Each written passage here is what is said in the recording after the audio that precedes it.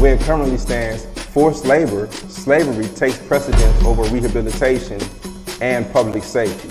Oh, by the way, while the Biden administration gives reparations to everyone but free people, look at the billions he has run over to Ukraine. We don't have black grocery stores because if you think about it now, just to get in that supply chain, it's almost unheard of.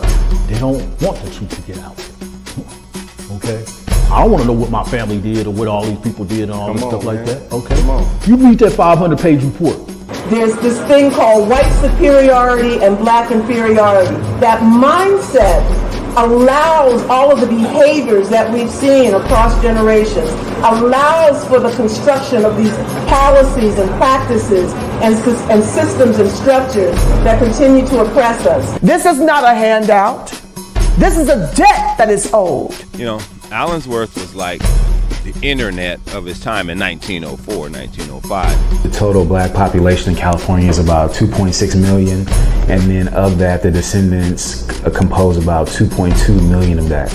So California, with a multi-billion-dollar surplus, can absolutely afford to satisfy the international terms for reparations, beginning with compensation. Any financial obstacle that exists that impedes the success of increasing financial prosperity needs to be dealt with and eliminated. No matter where we've been, no matter what part of this fight we've been in, we've been harmed, and we've had harm done to us specifically. When I got to Los Angeles, this was some of the worst segregation I'd ever seen. And remember, I'm telling you, I'm from Mississippi. Because as you can see, I'm giving you broken history right now, you know? But I had to give it to you guys today. I said, no, I got to show them this because it's so precious and nobody really knows about it. Black people don't have that kind of luxury.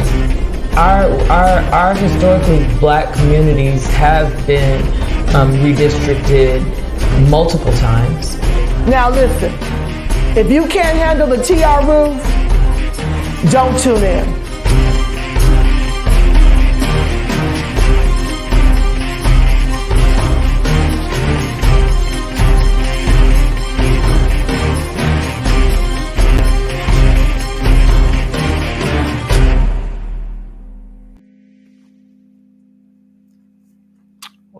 What's up, family? Emend the Mass Media Group back in the building for another great read and report. Actually, I am not going to be reading tonight, but I did want to mention right now here on ETM Media Group, if you haven't seen this interview after tonight, please go back onto our channel and check out Setting the Record Straight. Emend the Mass Media Group actually had the chance to talk with living legends, James Cobbin and Dennis Biddle, who are ex-Negro League baseball players. So definitely check it out. The link to that website should be somewhere in the description of the video. We need to support, our elders. Without them, there would be no us. So we definitely stand on the shoulders of giants and need to give our people the flowers while they're here. They're not a lot of Negro baseball league players or ex-Negro baseball players alive, so definitely go support that. I actually attended the honorary Negro League game, and my nephew played. He's now a senior in high school. He actually played in this game, so go check that video out. Yeah, that's it, and thanks everybody for the support, and I will pass the baton off to Miss Kim. Thank you. Yeah, go by and watch that on the Negro League baseball. It was a very powerful build with the elders there, and just another tragic story. I won't spoil it for you, but it's just reminiscent of we talked about Tulsa and this housing segregation yesterday. Just not giving our elders the justice and flowers and honors that they deserve while they're here. So go ahead and listen to that, share it out. Maybe we can raise some awareness behind the issues that they're facing. And thanks for joining us again tonight. We're going to continue the Chapter 5 read in the California Task Force Interim Report on Housing Segregation. So when we left off, we were talking about the government shenanigans to segregate the whites and Negroes. So I'll just give a quick recap of the paragraph before, and then we'll move on. All right. In 1937, the federal government revised its strategy and created the U.S. Housing Authority, USHA, which gave federal money to local governments to build public housing. Although the USHA manual stated that government housing projects should not segregate what were previously integrated neighborhoods, it also warned local officials not to build housing for white families in areas now occupied by Negroes. During World War II, the federal government built housing for white workers in the defense industry. Black workers were either left to live in the slums or in lower quality segregated housing. All right. And now we'll start with tonight's reading. Low quality housing for African Americans. Beginning in 1950s, the government began subsidizing the rent in public housing that allowed only families making less than a certain amount to live in the buildings. The buildings collected lower maintenance fees as a result, and the quality of public housing deteriorated. The federal government helped white families move out of the city and purchase single-family homes in the suburbs by subsidizing their mortgage. Black families were prevented from moving into the suburbs due to racist federal housing policies and restrictive covenants, discussed in the section of this chapter on redlining.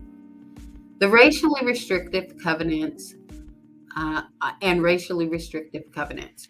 The federal government began funding enormous segregated high-rise projects like the Robert Taylor homes in Chicago.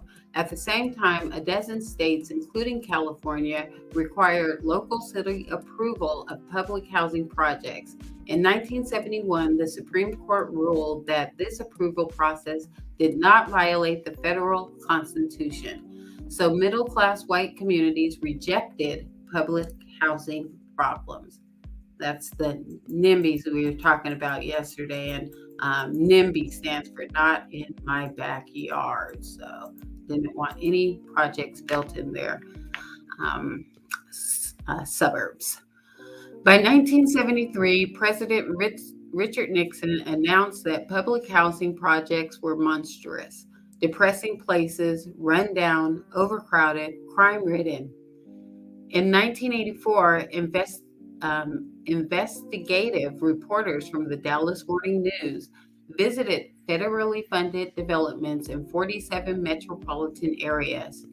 The reporters found that 10 million public housing residents were almost always segregated by race, and that every housing project where the residents were mostly white was better maintained and had decent facilities, amenities, and services. Although the Supreme Court of the United States decided in Brown versus the Board of Education in 1954 that segregation was unconstitutional, Berkman's Fitzpatrick, general counsel of the Federal Housing Agency at the time, responded to the decision by saying that the decision did not apply to housing. Civil rights activists tried to bring suits against government segregation in public housing, and the federal government announced anti-discrimination policies in name only. In practice, it continued to segregate. President John F. Kennedy tried to prohibit discrimination in housing by issuing Executive Order 11063. But the order only covered less than 3% of the total housing available in the United States. Finally, the federal government outlawed housing discrimination in 1964 with the passage of the Civil Rights Act, which was reinforced by the Fair Housing Act in 1968. The Civil Rights Act and the Fair Housing Act did not change the reality on the ground, as civil rights advocates continue to file lawsuits over decades alleging that city housing authorities continue to discriminate in cities like Dallas, San Francisco, Yonkers, and Baltimore. In opinion after opinion, federal courts recognize that federal and local government created or maintained segregation. Following the recession of the 1990s, the government began to demolish these impoverished high-rise public housing projects as part of a multi-million-dollar redevelopment efforts, often specifically choosing projects where Black families lived. In 2000, 48% of public housing residents were Black nationwide, but in cities like Birmingham, Detroit, Memphis, New Orleans, and Washington, D.C., 99% of public housing residents were Black. Cities where housing prices have risen the fastest have been the most aggressive in tearing down public housing. These redevelopments have resulted in mostly white but sometimes Black middle-class residents moving into and displacing low-income Black neighborhoods. These government-funded public housing demolition did not only displace the Black residents in the demolished buildings, but they speed up the gentrification of the surrounding neighborhood and displace more Black residents. Although scholars are unsure if the government demolitions caused the neighborhood to gentrify, research has shown that they are an important factor in the neighborhood's continued gentrification. The redevelopments usually have fewer units of public housing, so residents generally move to other low-income neighborhoods. This approach has produced mixed results. Although former residents report that they are now more satisfied with the quality of their new housing and the reduction of crime, their children continue to attend racially and economically segregated schools.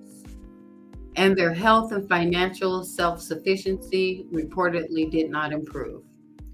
California.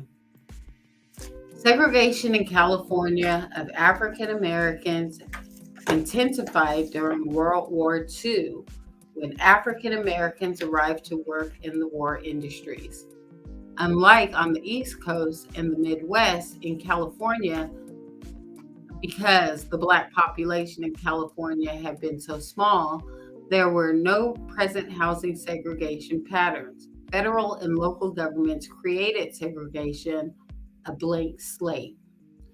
Carrie McWilliams, who had been California's housing commissioner in the early years of World War II, later wrote that the federal government had, in effect, planted the seeds of Jim Crow practices throughout the region under the guise of respecting local attitudes.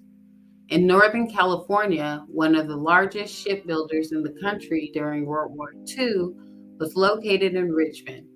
From 1940 to 1945, Richmond's population increased from 24,000 to 100,000 with defense industry workers.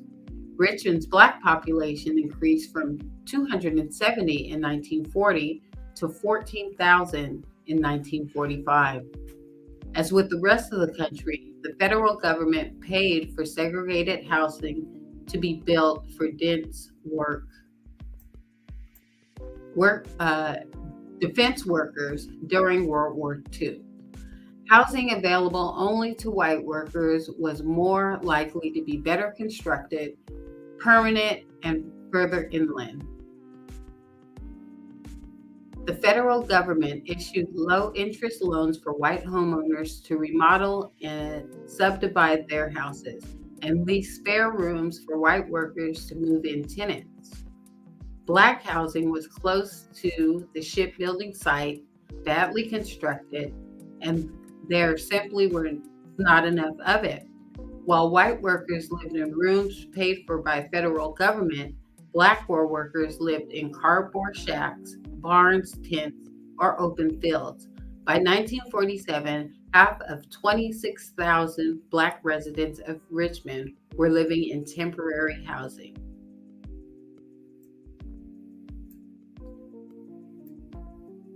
Let's see. The federal government then helped white families finance suburban homes and leave temporary apartments near the shipyard. For example, the federal government contracted with private developer to build a new suburb called Rollingwood and forbade the developer from selling any of Rollingwood's 700 houses to African Americans. In 1952, Wilbur Gary, a Black War veteran, bought a house in Rollingwood, angering his white neighbors.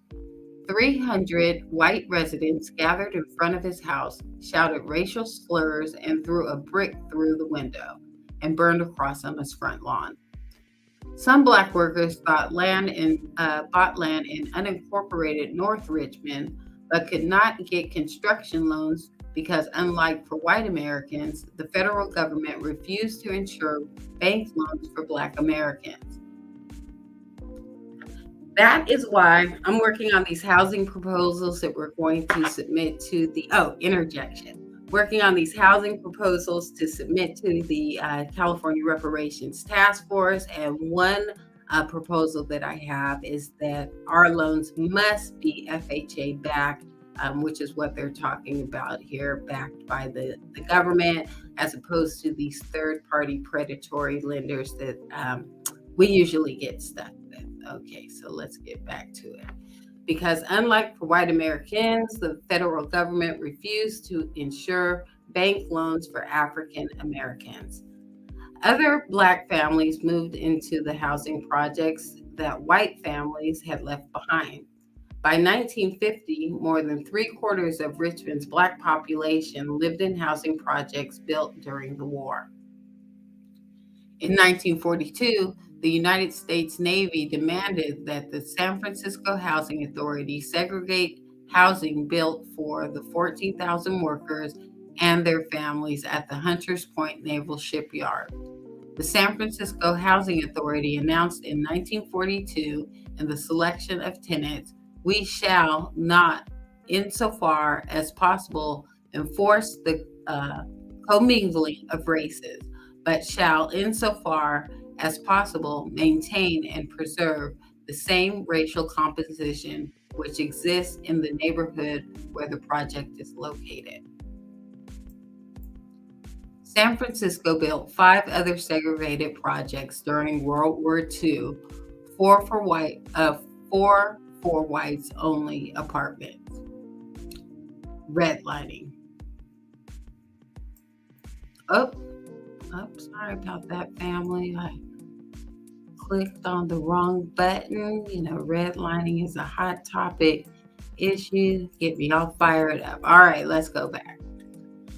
Redlining refers to the federal and local governmental practice acting together with private banks to systematically deny home loans to Black people. Redlining was accomplished at the federal level with 3 agencies: Federal Housing Administration, Veterans Administration, the VA, and the Homeowners Loan Corporation, HOLC. The FHA helped new homeowners buy homes. The VA helped veteran World War II and others. The HOLC helped prevent foreclosures as a result of the Great Depression for existing homeowners. These 3 federal agencies helped millions of mostly white Americans buy houses by insuring and subsidizing their mortgages, while refusing the same opportunity to African Americans, or in the words of the federal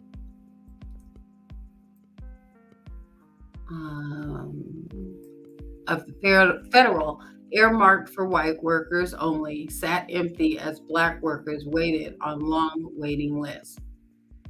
One of the few integrated neighborhoods where African Americans could live was the Western Addition, which was torn down later as part of urban renewal, discussed above in the section on the condemnation of eminent domain. When the federal government sent Japanese Americans living in the Western Addition to American concentration internment camps, African Americans moved in. In 1952, the National Association for the Advancement of Colored People sued the San Francisco Housing Authority for continuing to build white-only housing. The head of the agency testified that the city agency's intent was to localize occupancy of Negroes in the Western Addition and ensure that no African Americans would reside in projects inhabited by whites. The NAACP won its legal case, but the city agency continued to build segregated housing in San Francisco. In some areas in California, the demolition of public housing occurred without replacement housing for displaced African Americans. For example, in Richmond, the city prioritized developments primarily occupied by Black families in its demolition plans. The city abandoned plans to build over 4,000 permanent public housing units. The demolition displaced 700 Black families from their homes in 1952, and only 16% of them could find a home in the private housing market. By 1960, thousands of former public housing residents lost their home. All right, I think I might have messed up. I'm gonna read there. It's a little tricky, got to go back and forth, but we're gonna keep it going and get through it. All right. So these agencies' exclusion was directed at inharmonious racial group for national groups with federally insured mortgage. The federal government protects lenders like banks against losing money. If the homeowner stops paying their mortgage, the federal government would step in and pay the bank. So I got a little twisted up there, but that's what I was talking about with the FHA, those federally backed mortgages. So they step in it and pay your mortgage if you get into trouble. All right. Let's see. The amount of the unpaid principal in the loan. As a result, banks were far more willing and likely to issue an insured mortgage to white applicants than an uninsured mortgage to Black applicants. Enriched with these mortgages, white Americans moved out of America's city centers, taking with them their middle-class tax base into the suburbs and leaving urban poverty in its wake. Unable to access the same mortgages and reach the suburbs, African Americans remained in the impoverished urban centers. The practice continued. The practice continued legally until 1962, when President John F. Kennedy issued an executive order prohibiting the use of federal funds to support racial discrimination in newly constructed housing. Between 1934 and 1962, the federal government had issued $120 billion in-home loans, 98% of which went to white people. Although redlining is no longer legal, its effects appear to endure. One study has found associations between historically redlined neighborhoods, air pollution, and cancer, asthma, poor mental health, and people without health insurance. The same study also found that residents in certain historically redlined areas were close to twice as likely to have poor health when compared to areas that did not do redlining. Okay, so redlining, interjection. A thought on that is, if you guys have heard of this, Bank of America came out with this zero interest, help with home loans, but you have to move into the Black and brown areas. But the thing is, to qualify for that program, you don't have to be Black or brown. And in essence, I'm like, well, isn't that just redlining. I mean, you have to move into the black and brown areas, but you don't have to be black or brown. So now that's just going to further gentrify those areas, in my opinion. I was speaking with somebody in the banking industry, and they said that they were like, "Oh, I never even thought about it that way." So, they playing games. All right, the next section here. Homeowners Loan Corporation. The Homeowners Loan Corporation refinanced tens of thousands of mortgages in danger of default or foreclosure and issued low-interest loans to help homeowners recover homes that were already in foreclosure.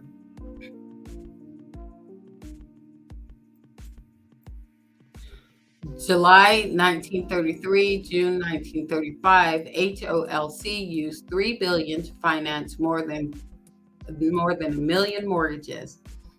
HOLC examiners assessed real estate values and mortgage lending risks for 239 mid-sized cities between 1939 and 1945 and developed residential security maps for the entire country. These maps rated neighborhoods from A for the best neighborhoods to D for the worst neighborhoods. Grade A was shaded in green on the map and assigned to blocks and neighborhoods that were new and all white. HOLC assigned grade B, shaded in blue, to stable, outlying Jewish and white working class neighborhoods. Grade C was for inner city neighborhoods bordering mostly black communities or neighborhoods that already had a small black population, and shaded yellow. Grade D was the worst category and reserved for all black neighborhoods, even if it was middle class, and shaded in red. This process, called redlining. Historians debate the level of direct influence these maps had on how banks made their decisions, but generally agree that redlining resulted in a devaluation of black homes across the entire country, making it difficult for African Americans to buy, build, or renovate their homes. Along with the 1939 Federal Housing Administration underwriting manual, the HOLC residential security maps cemented the federal government's support of the routine real estate industry practice of devaluing real estate owned by non-white property owners, the practice that continues to this day. California homeowner Paul Austin testified during the October 13, 2021 task force. Real quick, it's October 13th today, and I just have to give a quick shout out to my daughter. It's her birthday. Happy birthday, dear. Hope you're having a great day. Okay, October 13th, 2021 task force meeting that a home appraiser valued the property of he and his wife at just below $1 million, which was much less than they expected because of significant improvements they had made to their home. They asked a friend to pretend to be his wife, removed anything in their house that would indicate their race, and hired a different appraiser.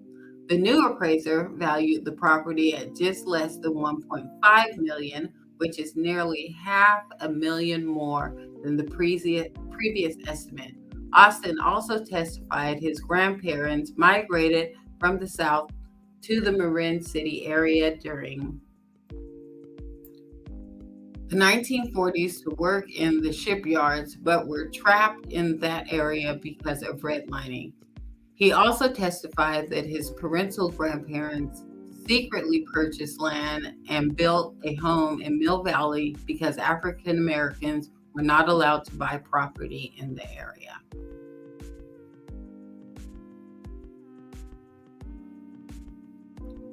Okay. In addition to encouraging banks to discriminate against African Americans in the credit assessment process, author Richard Rothstein argues that the FHA made its biggest impact when it financed the development of entire suburbs. Okay, wait, see. All right, I need to go down. Scrap that, let's go back. Federal Housing Administration and Federal Administration and Veterans Administration. Congress created the Federal Housing Administration in 1934 to ensure bank mortgages for first-time homeowners, where the Homeowners Loan Corporation reinforced segregation by creating the residential security maps. The FHA ensured the FHA underwriting manual. The 1936 manual warned of the increased risk that a homeowner would not pay their mortgage in a neighborhood with inharmonious racial groups. And if we remember from yesterday, inharmonious racial groups means Black people. In 1947 and 1958, versions of the FHA underwriting manual did not directly mention race, but instructed mortgage lenders to consider physical or social attractiveness and whether the families living in the neighborhood were congenial when evaluating credit risk. State-regulated insurance companies like the Equitable Life Insurance Company and the Prudential Life Insurance Company also declared that their policy was to not issue mortgages to whites in integrated neighborhoods. Because the FHA refused to insure mortgages for African Americans, banks shouldered additional risk if they loaned to Black families rather than white families, so they essentially did not do so. Between 1935 and 1950, the FHA administered 2,761,000 home mortgages, and only about 50,000 were made available to non-white Americans. In addition to encouraging banks to discriminate against African Americans in the credit assessment process, author Richard Rothstein argues that the FHA made its biggest impact when it financed the development of entire suburbs. When the FHA reviewed plans for suburban development projects, it demanded that the real estate developer not sell houses to African Americans and sometimes withheld approval on the projects if Black families lived in nearby neighborhoods. Once the real estate developer built the housing development to the federal government specifications, including a prohibition on selling to Black families, qualified white buyers did not need to have their new home appraised for federal government to guarantee their mortgages. Without FHA or Veterans Administration financing, developers built inferior neighborhoods without community facilities like parks and playgrounds. Further discussion of the health impact of the lack of green space is discussed in Chapter 7 on environment. Because African Americans could not access mortgages, many houses in these neighborhoods were rental properties instead. Black families were deprived of this opportunity to build wealth. In 1967, studies showed that out of 400,000 housing units in FHA-insured subdivisions, only 3.3% had been sold to Black families. After World War II, Congress passed a Servicemen's Readjustment Act of 1944, commonly known as the GI Bill, offering education, small business, and unemployment benefits to military veterans. The GI Bill also authorized the VA to insure mortgages for veterans as the FHA did for civilians. It adopted FHA housing policies, and VA appraisers relied on FHA underwriting manuals. The VA guaranteed approximately 5 million mortgages nationally.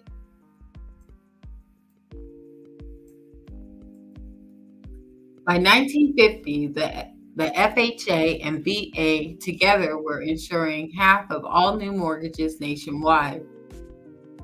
With federal government approval, white veterans often did not need a down payment to buy a home. Although the GI Bill itself did not contain a single loophole for different treatment of whites and Black veterans, reality was very different. The approval of the GI Bill benefits for each individual application was dependent in the South on the almost entirely white employees working in the local VA centers, local banks, or public or private schools. As a Black veteran in Texas wrote to the NAACP, no Negro veteran is eligible for a loan. The VA refused to keep racial records. An Ebony survey of 13 cities in Mississippi showed that by mid-1947, only 2 of the 3,220 VA guaranteed loans went to Black veterans. Only 2 of the 3,229,000 or 20. Let me start over. Only 2 of the 3,229 VA guaranteed loans went to Black veterans. In 1950, of the almost 70,000 VA mortgages insured in New York, New Jersey area, non-whites received less than 100. Many Black World War II veterans never applied for GI Bill guaranteed mortgages because they knew they would not be approved because of race.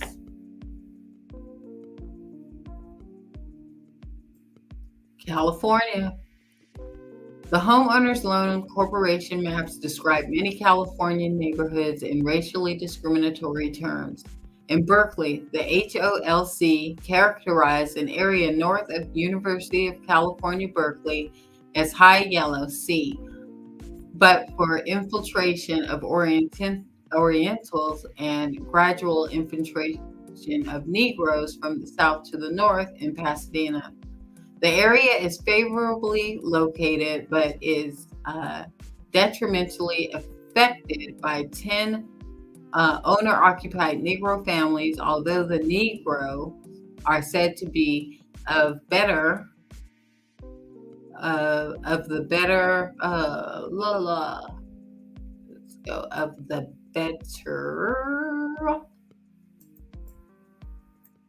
class. Their presence has caused a wave of selling in the area, and it seems inevitable that ownership and property values will drive to lower levels. The area is accorded a high red solely on account of racial hazards. Otherwise, a medial yellow grade would have been assigned. In Oakland, detrimental influences, predominance of Negroes and Orientals, also mixed classes of wage earners and colored professional people. In San Diego, there were servant areas of La Jolla and several other restricted to Caucasian race. Accordingly, many neighborhoods financed by the federal government were for white people only. Westlake in Daly City, south of San Francisco, Lakewood, south of Los Angeles, Westchester, south of Los Angeles, and developed by Kaiser Community Homes, Panorama City in the San Fernando Valley, and the Sunkissed Gardens development in southeast Los Angeles. In Milpitas, the Federal Housing Administration approved subdivision plans, and real estate developers built homes that Black workers could not buy due to restrictions demanded by the FHA, so Black families were forced to move to segregated neighborhoods or live nearby Richmond. In Ladera, a neighborhood next to Stanford University, the FHA refused to finance the construction of co-op suburbs with Black members without the government insuring its mortgages. The co-op could not find financing to build their homes, so they gave up, and the land was sold to a private developer. Shortly after, the FHA approved the private developer's plans, which contained a guarantee that no homes would be sold to Black families.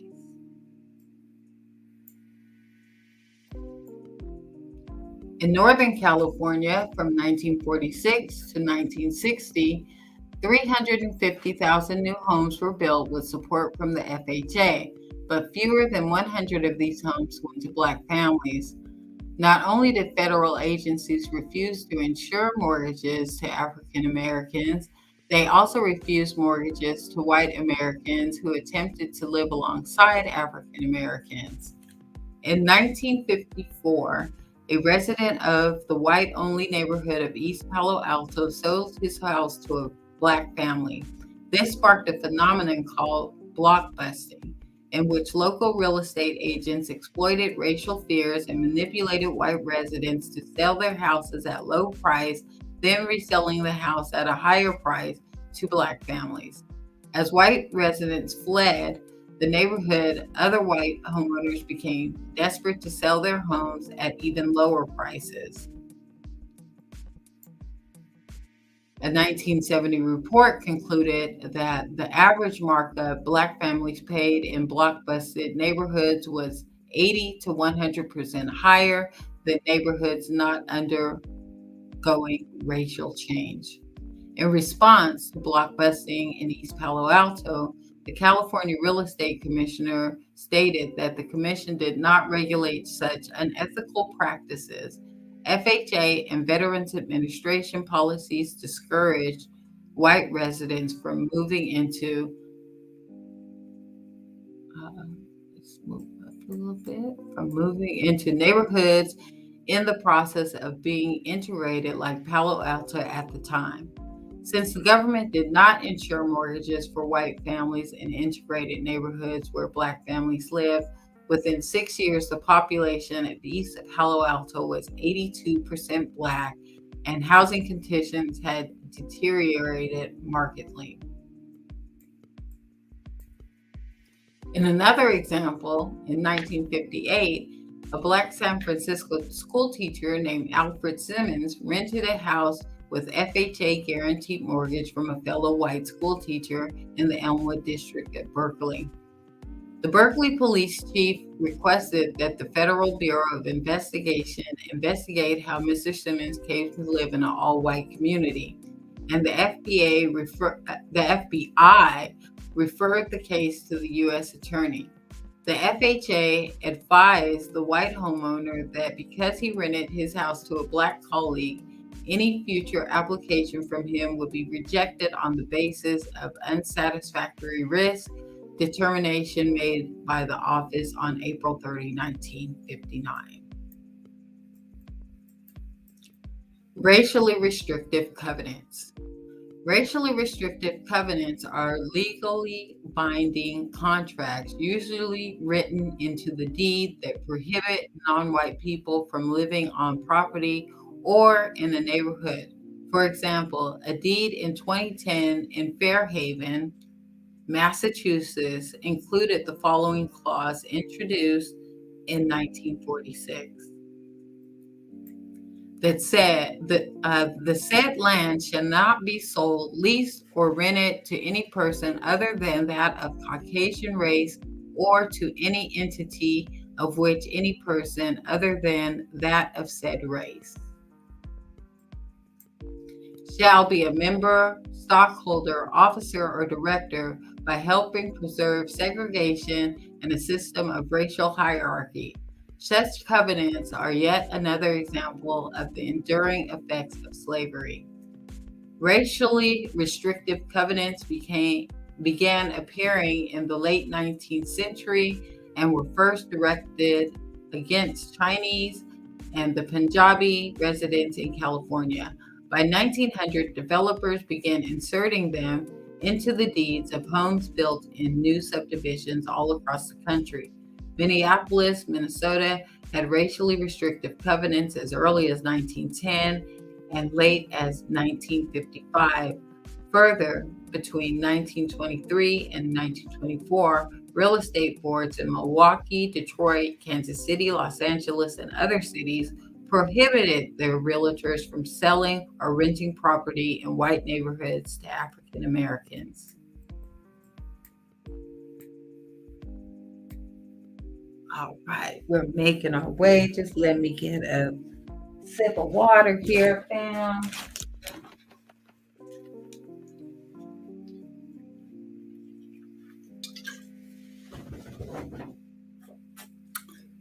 Okay. In 1917, racial zoning, discussed earlier in this chapter, was declared unconstitutional by the Supreme Court. But the Supreme Court declared that racially restrictive covenants did not violate the Constitution in 1926. The Supreme Court reasoned that the covenant was a contract between private individuals not subject to state control. Government officials began promoting racially restrictive covenants as an alternative constitutional way to maintain segregation. President Herbert Hoover opened the President's Conference on Home Building and Home Ownership by declaring that single-family homes were expressions of racial longing, and that our people should live in their own homes is a sentiment deep in the heart of our race. Conference materials then recommended that all new home neighborhoods include appropriate restrictions such as barring the sale of homes to African Americans. Wow. Federal officials also recommended homeowners form restricted residential districts, which may serve as protection against persons with whom your family won't care to associate, provided the restrictions are enforced and that they are not merely temporary. These racially restrictive districts appeared soon afterwards and functioned by bylaws in a neighborhood association, and a neighbor could sue to evict a Black family that bought a house in the neighborhood.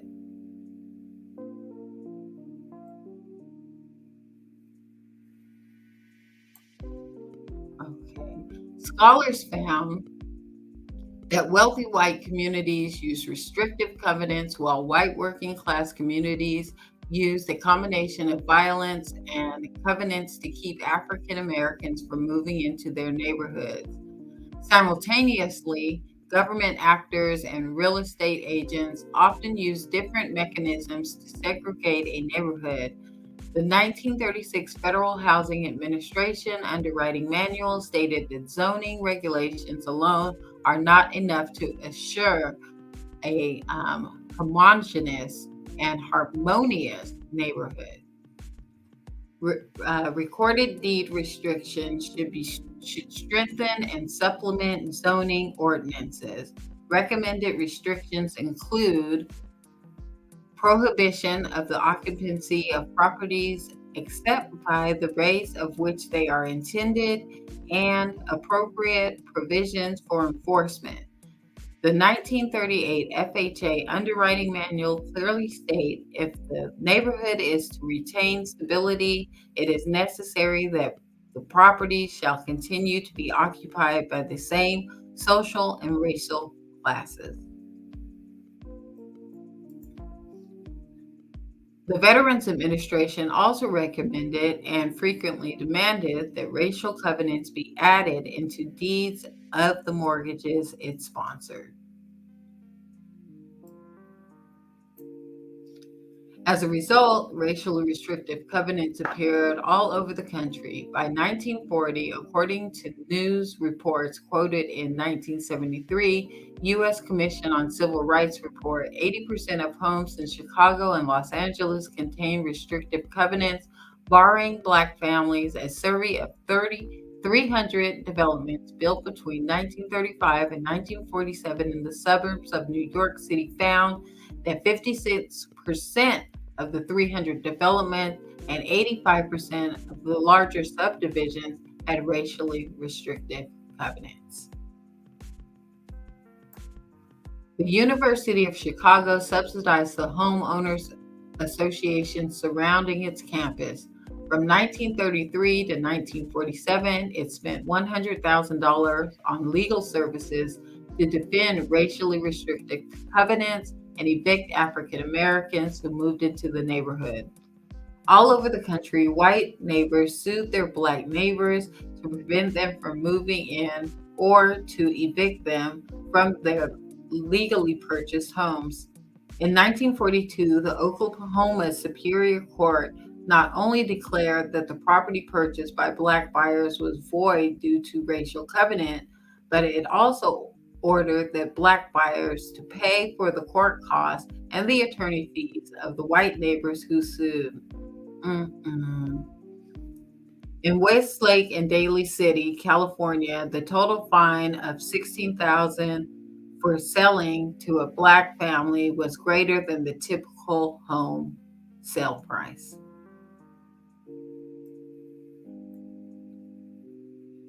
In 1948, the Supreme Court reversed course from its 1926 decision that held that although the government had no control over whether a racially restrictive covenant can be added to a deed, it is unconstitutional for American courts to recognize and enforce the covenants. Racially restrictive covenants were so widespread by then that 3 of the Supreme Court justices recused themselves from the case because they owned houses covered by racially restrictive covenants. 2 weeks after the court announced its decision, FHA Commissioner Franklin D. Richards stated that the decision would in no way affect the programs of this agency, which would make no change in our basic concepts or procedures. In 1952, the FHA Commissioner stated it was not the purpose of the FHA to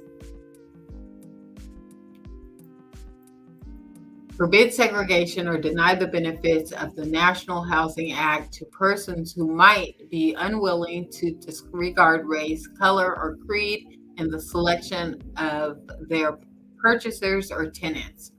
Although racially restrictive covenants were declared unconstitutional in 1948, their popularity continued for decades, and racially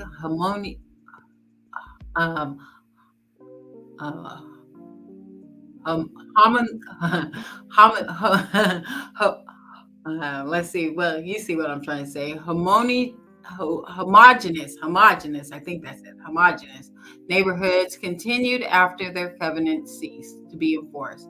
John F. Kennedy, Ronald Reagan, and George W. Bush all lived in neighborhoods or homes with racially restrictive covenants. The home that George W. Bush bought in 2008 was located where the neighborhood association enforced a racially restrictive covenant until 2000. In Meyer Park, a neighborhood in Charlotte, North Carolina, the housing association appeared to be enforcing its racially restrictive covenant in 2010 when it added the covenant to its website. California. All right, let's see what's going on in Cali. Well, we know what's happening here in Sacramento because they just recently started removing the covenants. I would say maybe within the last 10 years. All right, California, racially restrictive covenants, and they were widely used throughout the state. Like the rest of the country, although racially restrictive covenants were private contracts, they worked in conjunction with federal policy to devalue Black property and prevent African Americans from accessing home loans. The Homeowners Loan Corporation map for Pasadena devalued a neighborhood because its restrictive covenants had expired, potentially allowing African Americans to move in. This district was originally much smaller, but constant infiltration into the sections as deed restrictions expired has created a real menace, which is greatly concerning property owners of Pasadena and Altadena. In Southern California, after its founding in 1903, the Los Angeles Realty Board campaigned to attach racially restrictive land covenants on many new developments. In 1943, the city attorney of Culver City, an all-white suburb of Los Angeles, told a meeting of air raid wardens that when they went door to door to make sure families turned off the lights to avoid helping Japanese bombers find targets, to also circulate documents in which homeowners promised not to sell or rent to African Americans.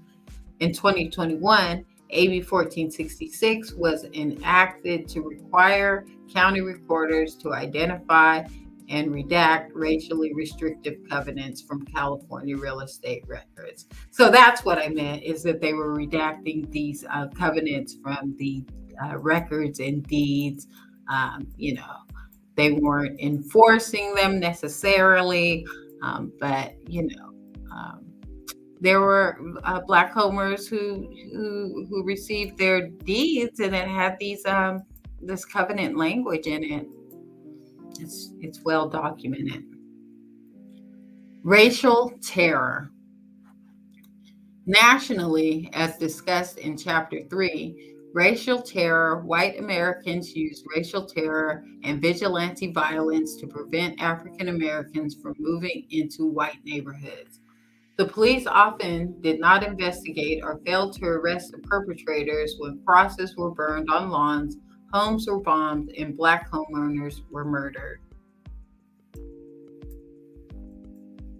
California.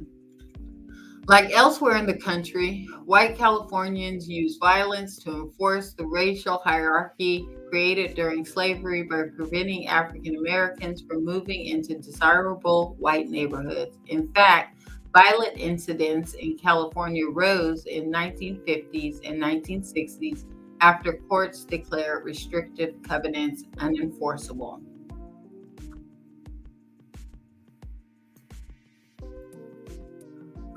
The Ku Klux Klan terror and violence reached a peak in the Los Angeles area in the spring of 1946, although KKK meetings were banned in California in May 1946 after the murder of the Short family, who had been living in Fontana, California, as discussed in Chapter 3. Racial terror, the ban had little or no effect because no one enforced it. Of the 27 KKK actions, i.e. cross-burning, fires, and threatening letters and phone calls, documented in Los Angeles in 1946, more than half occurred after the issuance of the ban. In the span of 2 weeks in May 1946, there were 4 separate actions ranging from cross-burning to severe physical beatings.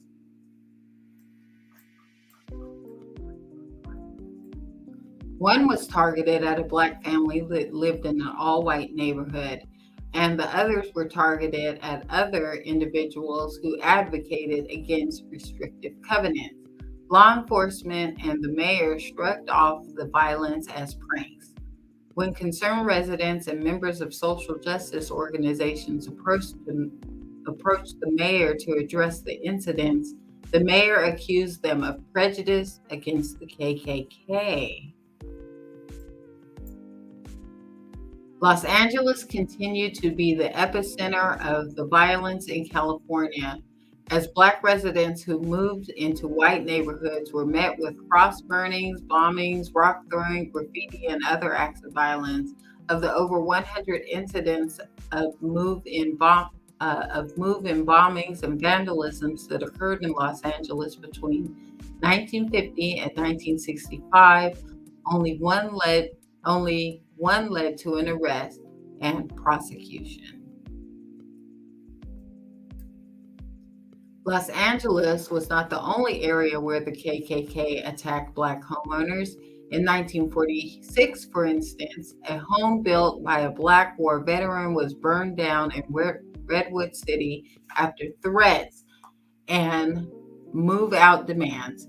In 1952, in a white Bay Area neighborhood, a Black family became the target of death threats, violence, and intimidation by white residents after the family refused to buy out their home. A KKK cross was placed on their lawn, and a 300 to 400 person mob stoned their home and shouted threats. Though their actions happened in front of law enforcement, officers refused to make any arrests. Even when the governor, attorney general, and local district attorney ordered the city police and county sheriff to provide the family with protection, protests and harassment continued for months without any arrest. And in 1950, the weekend home of a San Francisco NAACP leader was mysteriously burned down. The violence and subsequent silence surrounding the crimes committed against Black Californians demonstrates how white Californians viewed Black presence and home ownership as a threat to white dominance.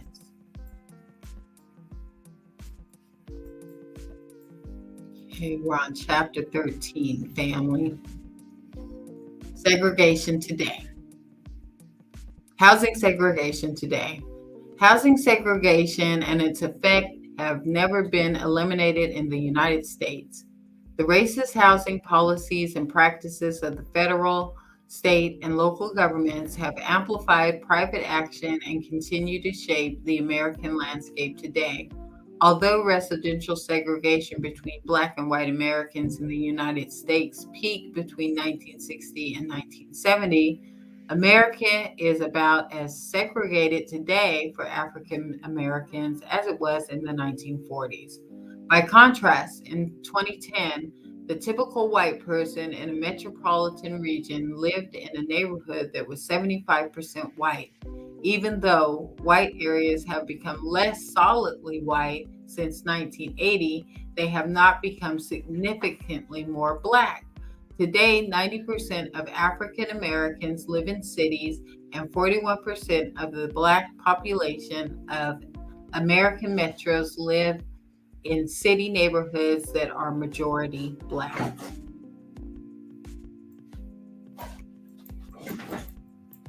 Housing segregation is more intractable than other forms of segregation and discrimination.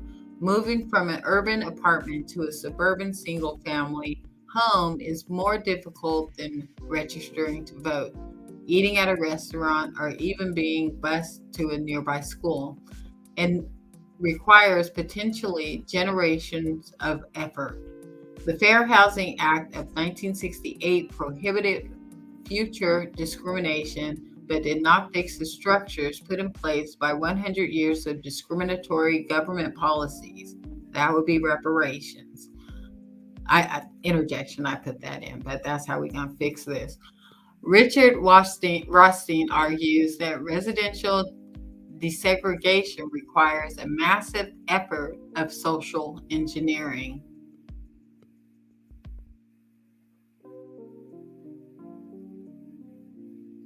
No such massive effort has occurred. Instead, the Supreme Court has made private lawsuits fighting housing discrimination more difficult. The housing discrimination persists in new and different ways. Policies that may not seem to discriminate at first glance have reinforced the structures put in place by past racist government actions. The Supreme Court. In 1977, the Supreme Court upheld the city's denial of requests to rezone a tract of land in a mostly white suburb of Chicago, which banned the construction of apartment buildings anywhere except next to commercial areas. The neighborhood in question had been zoned for single-family houses without change since 1959. This zoning ordinance had a disproportionate impact on Blacks by effectively preventing lower-income residents who were more likely to be Black as compared to other Chicago area residents from moving into the neighborhood. Even though the zoning decision meeting included comments from the public about the undesirability of rezoning so as to allow apartments that would probably be racially integrated, the Supreme Court decided that the city council members themselves had no discriminatory intent when it voted for the zoning ordinance. With Arlington Heights and the case that followed, the Supreme Court essentially announced a rule that in order to prove that a law, regulation, or practice is unconstitutional, plaintiffs must prove that the decision makers intended to discriminate.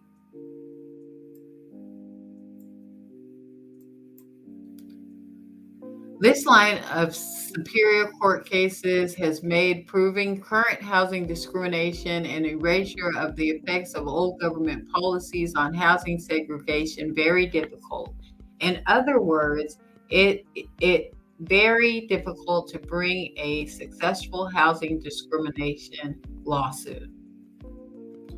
Continued housing discrimination. Mortgage and housing discrimination continues in many forms today.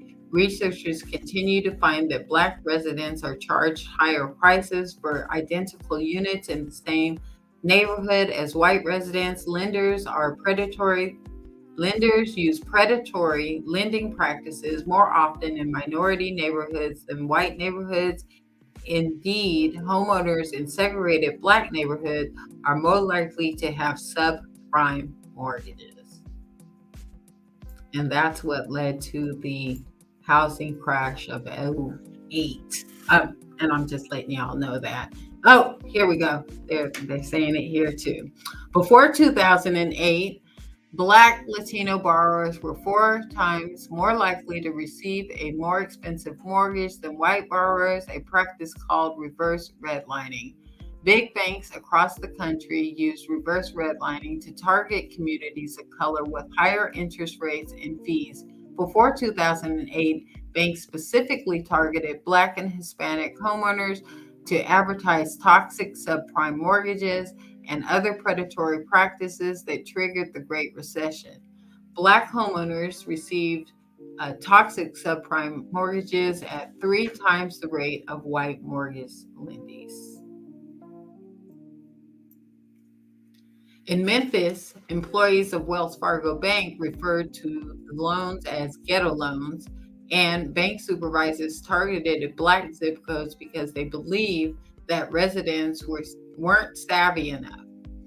According to the U.S. Department of Justice in 2010, the more segregated a community, the more likely lenders targeting the homeowners for toxic loans, and the more likely the home was foreclosed.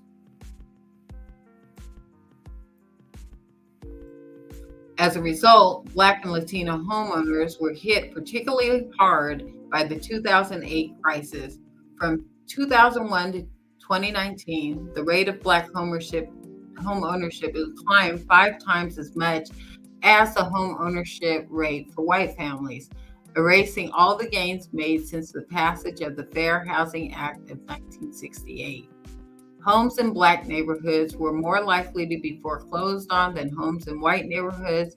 By 2011, a quarter of the Black homeowners had either lost their homes to foreclosure or were seriously delinquent on their mortgages.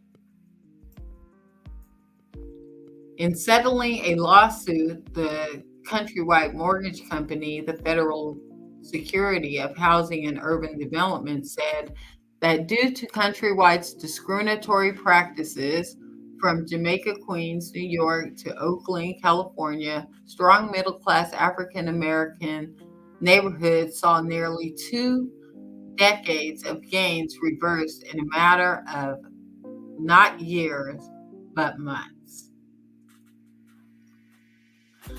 Despite multiple lawsuits brought up by U.S. Department of Justice and by cities like Baltimore, Memphis, and Cleveland, the mortgage industry continues to discriminate against Black home buyers.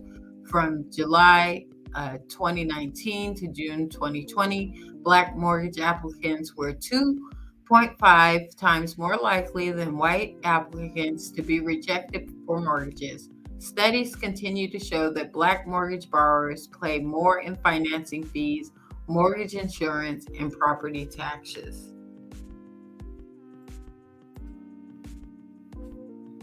It looks like I need to go up. Okay, compared to white home buyers. Compared to white home buyers, Black home buyers go into more debt for homes that are valued less. Black homeowners who apply to refinance their homes are denied over 30% of the times compared to 17% of white homeowners. This makes it more difficult for Black homeowners to make necessary repairs to their homes and to move out of the dilapidated homes. These trends have continued even as mortgage lenders has become more automated and internet-based in recent years. California. California remains racially segregated. Although Black-white segregation has decreased since 1980 in cities like Los Angeles, Oakland, and Riverside, there is also evidence that lenders discriminate against African Americans in California. For example, one study found that in 2019, despite making up 5.5% of the state's population, Black Californians received only 3.28% of home purchase loans. The magnitude of the disparity varies across metro areas in the state. Another study found that in 2013, Black Californians made up 2.7% of all home mortgage loan applicants, received 2.4% of all home mortgage loans originated, and received 1.7% of all home mortgage loan dollars in the state.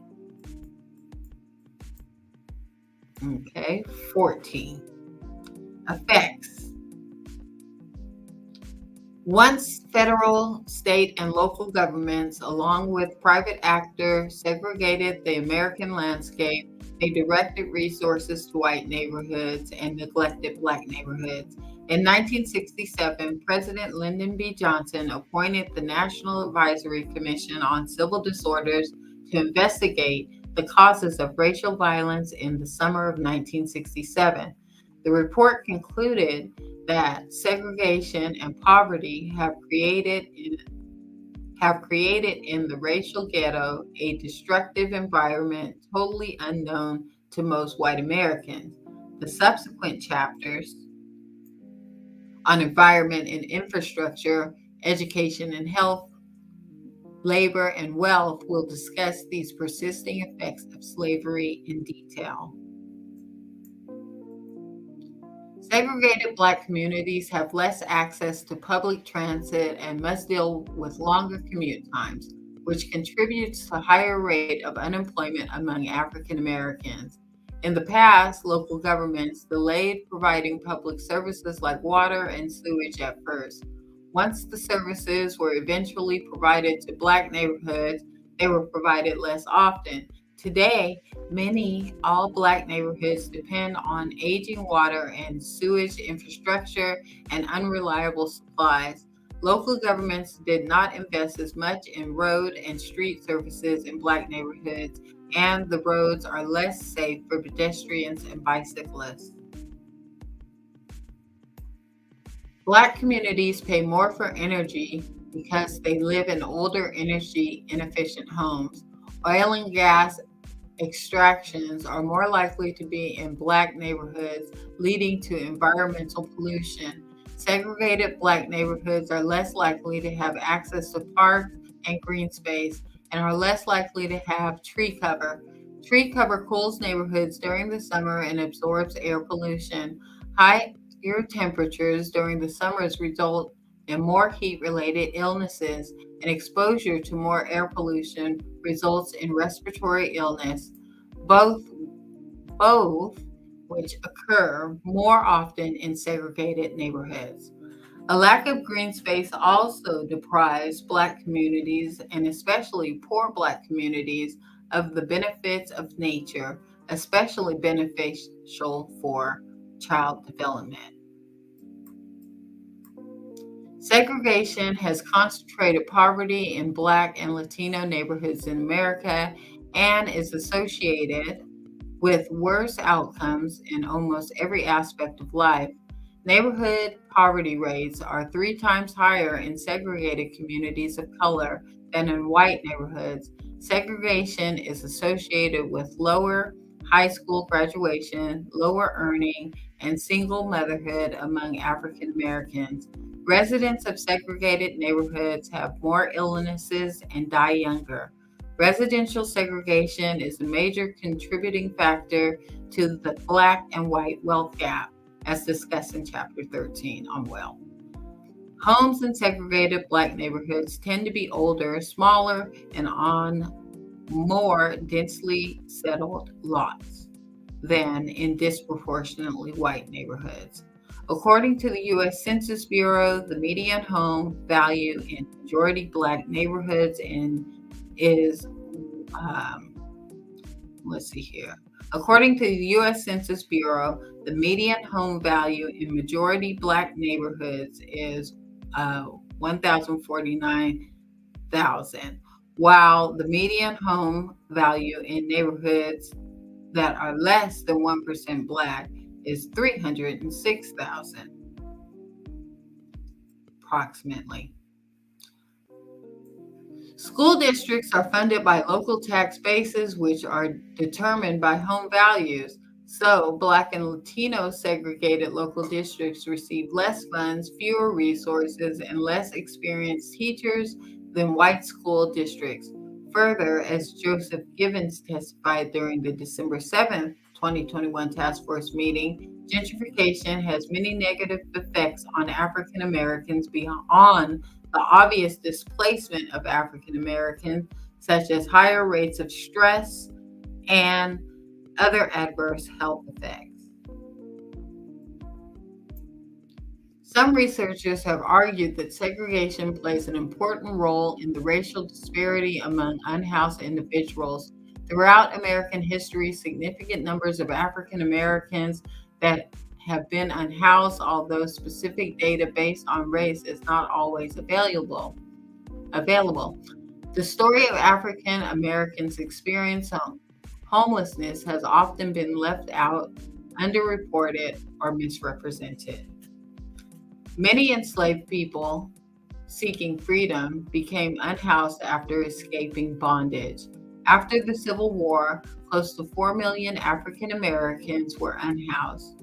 African Americans were hit the hardest during the Great Depression, were excluded from many private agencies offering aid and the benefit of the New Deal, and many became unhoused.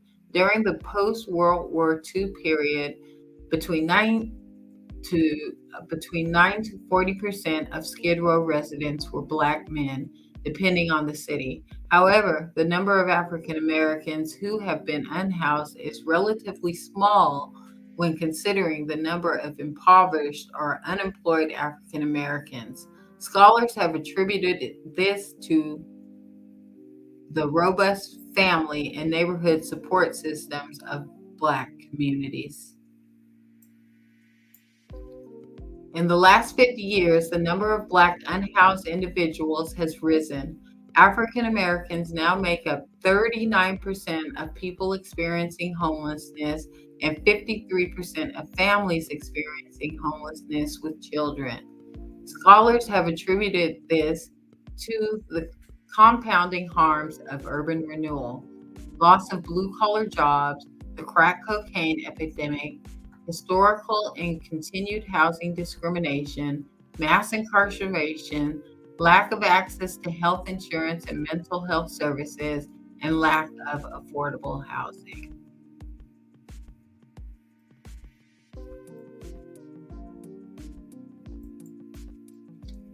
Due to the effects of government segregation policy, African Americans earn less and are more likely to be renters than white Americans, making them more vulnerable to homelessness.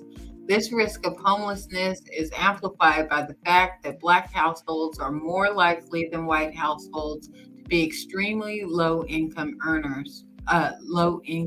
renters. Because government policies have historically crippled the ability of Black households to purchase houses, they are more likely to be renters than white households. One study found that Black renters continue to pay more than white renters for similar housing in similar neighborhoods. Because Black families are more likely to be impoverished, the housing shortage is more likely to affect Black households. In the country, there are only 37 rental homes for every 100 extremely low income renter households, defined as households with incomes at or below the poverty level of 30% of the median income of the geographic area. 20% of Black households are extremely low income renters compared with 6% of white non-Hispanic households. Black families are more likely to be rent burdened, which is generally defined as a household that spends more than 30% of pre-tax income on rent. A majority of Black renter families in 2019 still spend over 30% of their income on rent. California. State and local urban renewal, highway construction, and gentrification have destroyed Black communities throughout the state. In the 1960s, vibrant communities like San Francisco's Fillmore District and the Los Angeles Sugar Hill have been reduced to rubble, or the 8-lane highway today. Segregated neighborhoods in California are often populated by a mix of Black and Hispanic residents and are more vulnerable to displaced gentrification.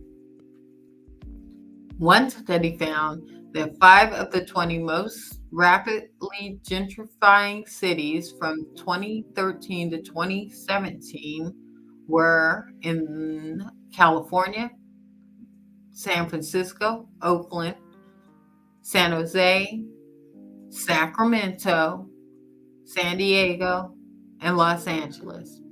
In many California cities today, gentrification, characterized by economic demographic shifts, is historically disinvested neighborhoods. It's concentrated in formerly redlined neighborhoods. Close to 90% of currently gentrifying areas in San Francisco were formerly redlined or rated definitely declining by the Homeowners Loan Corporation.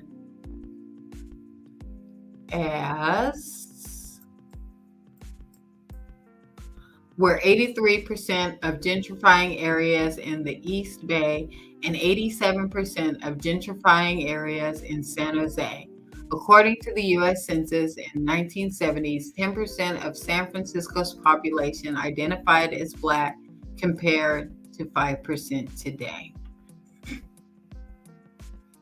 And these gentrification maps that we keep hearing about, the experts say that study this stuff, they say if you take these redlining maps from back in the early days when redlining was legal, and you take the gentrification maps and lay them on top of each other, they just match up perfectly.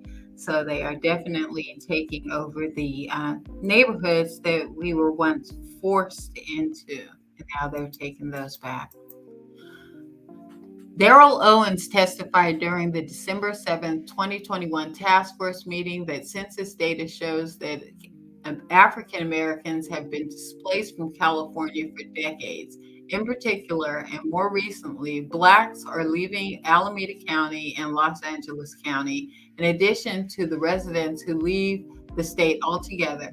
Many are moving inland, and many Black Californians are moving away from the more costly coastal cities in search of affordable housing. For example, located just south of Sacramento, Elk Grove has seen a 5,100% increase in Black residents since 1990. Similarly, as the population of Black residents plunged 45% in Compton, 43% in San Francisco, and 40% in Oakland, the San Joaquin, Sacramento Delta, Southern California Inland Empire, and the Central Valley have all seen increases in their Black population.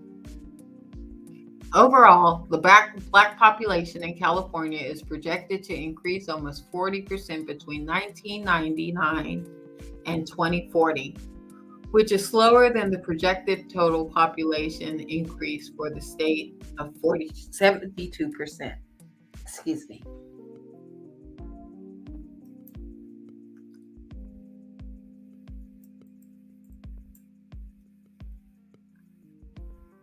In writing about gentrification of her historically black neighborhood of Inglewood, in Los Angeles, Erin Aubrey Kaplan says Black presence has value in every sense of the word and on its own terms. That value should make the casual displacement of Black people untenable, even immoral. Amen. California has more individuals experiencing homelessness than any other state in the country. Nearly a quarter of all unhoused Americans live in California. Let's read that one more time. California has more individuals experiencing homelessness than any other state in the country. Nearly a quarter of all unhoused Americans live in California. Black Californians experiencing homelessness is a more acute crisis than the rest of the country. Black people account for 6.5% of Californians, but nearly 40% of the state homeless are unhoused individuals. Nationally, Black people account for 13.4% of the population and are 39.8% of the unhoused population.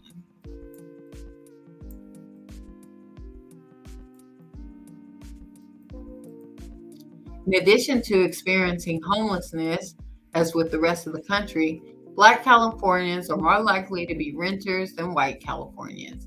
By 2019, Black Californians' home ownership rate was less than in the 1960s, when certain forms of housing discrimination was legal.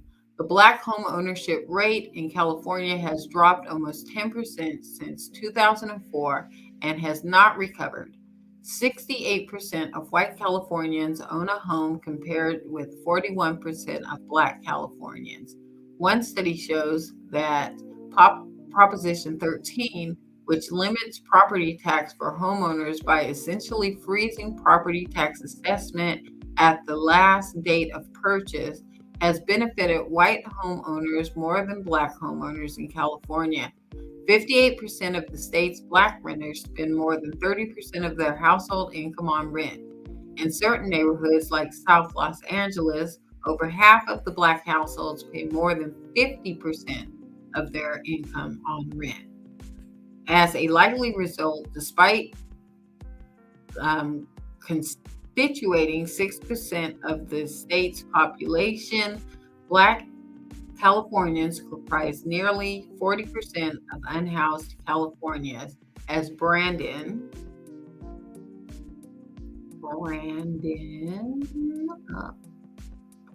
Law exclude California Americans from public spaces like legal segregation laws by empowering police to remove unhoused individuals from public spaces, which is what they're doing right now out here in Sacramento. As with the rest of the country, segregated neighborhoods have fewer access to public transportation by design. For example, the Bay Area Rapid Transit BART train runs for almost 3 miles without stopping through Oakland's San Antonio neighborhood, the most racially diverse and dense part of the Bay Area.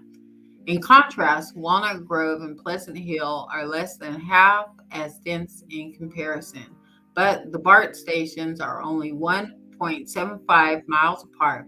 The city designed the BART in the late 1960s to carry white commuters from the suburbs to their urban jobs, bypassing poor Black neighborhoods. Segregated communities have less green space and are more polluted. 52% of Black Californians live in areas deprived of nature compared to 36% of white Californians. Their street and sidewalks are more dangerous. Segregated neighborhoods in California are more impoverished and the homes are undervalued.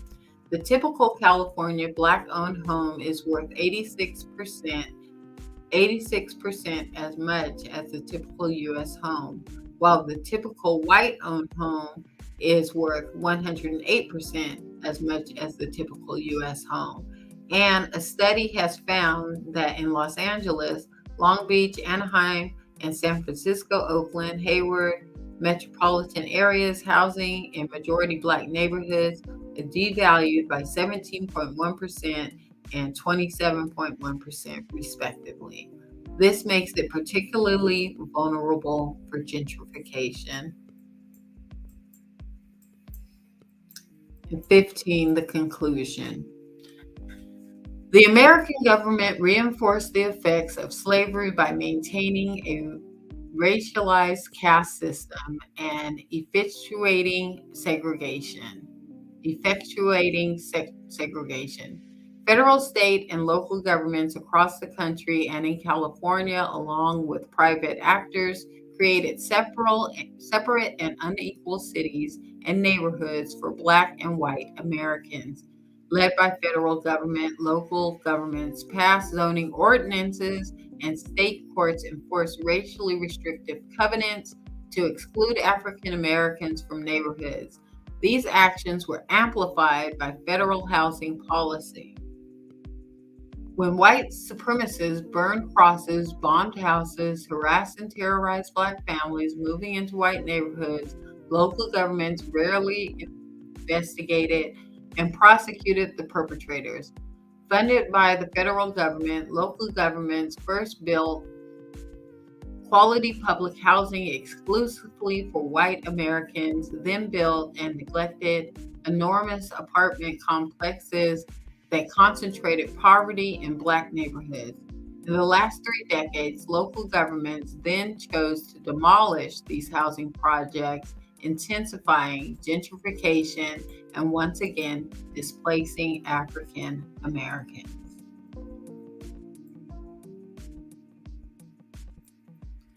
This gentrification, part of a long history of displacement of African Americans.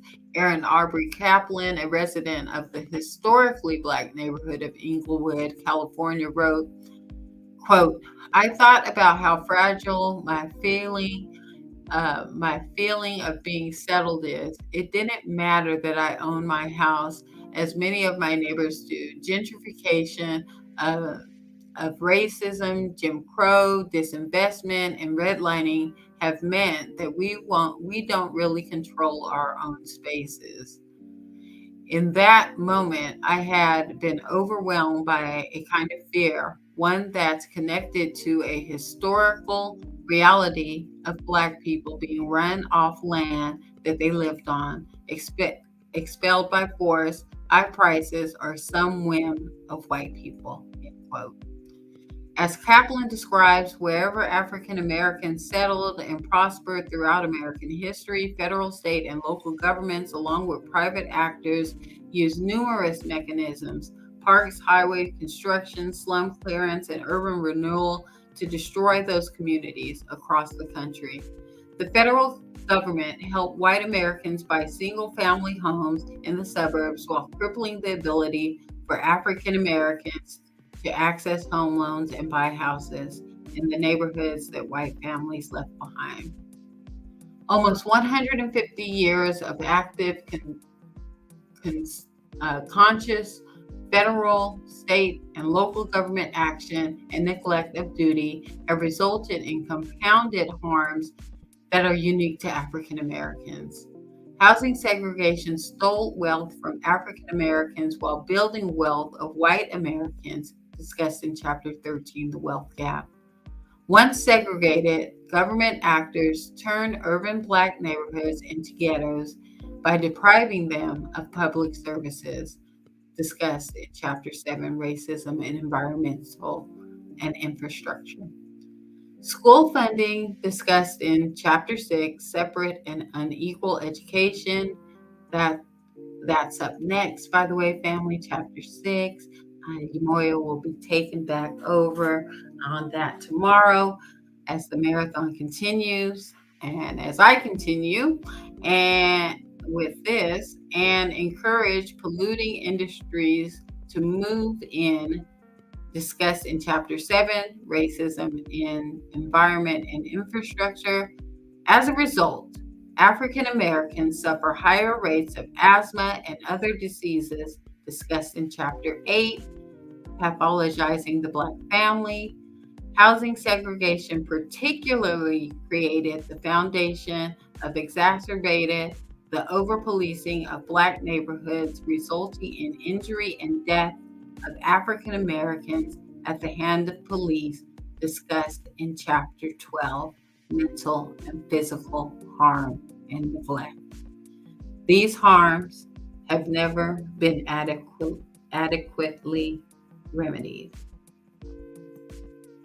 That is for sure. And I think that brings us to the end of the chapter here.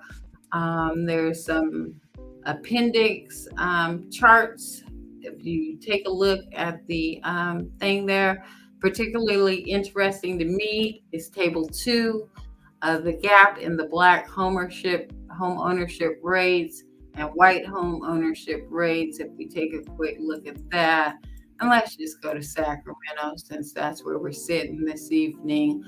Black home ownership rates in the 1980s was 35.7% to white home ownership rate of 79.5%. If we jump to 2017, the Black home ownership rate plummets to 16.7%, and the white home ownership rate remains relatively steady at 73.4%. So that's going to do it for our reading this evening. I hope all of you are, safe and secure and sheltered in place and have a roof over your head. Because this was something else. Hey, Kim, if I can just jump in real quick, family. I just want to, if everybody can give a quick digital hand clap. Thank you, Darlene, yes, for Miss Kim reading and allow me to take a quick break, both the spiritual, emotional, and a mental break. So just kudos to you, Kim, for stepping up for the family. Oh, it's my honor. But I also wanted to say there is currently a poll going on right now. It will close out in about 10 seconds. So if you haven't taken it, cool. If you have taken it, cool too. It's basically, the question is, do you own or have you owned a home here in California? So currently there's more no's than yays. So that's it, family. But yeah, I'll let you close out, Kim, as I will be taking Okay, the shift I tomorrow. just have to say, like I said, I hope everybody is safe and secure. Again, I am working on proposals around housing to present to the California Reparations Task Force. So if you're listening to this or watching live and you have any ideas on what can be done to reverse all of these wrongs in California as it regards to American Freedmen housing, please drop them in the chat. And with that, I'll just say peace, love, and lineage-based reparations.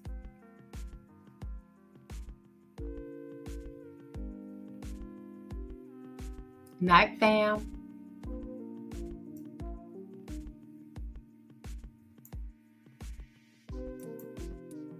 The way it currently stands, forced labor, slavery takes precedence over rehabilitation and public safety.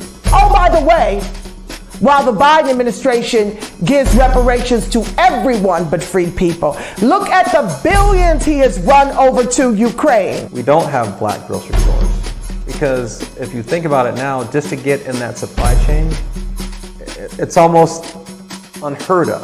They don't want the truth to get out. Okay? I don't want to know what my family did or what all these people did and all this stuff like that. Okay? You read that 500-page report.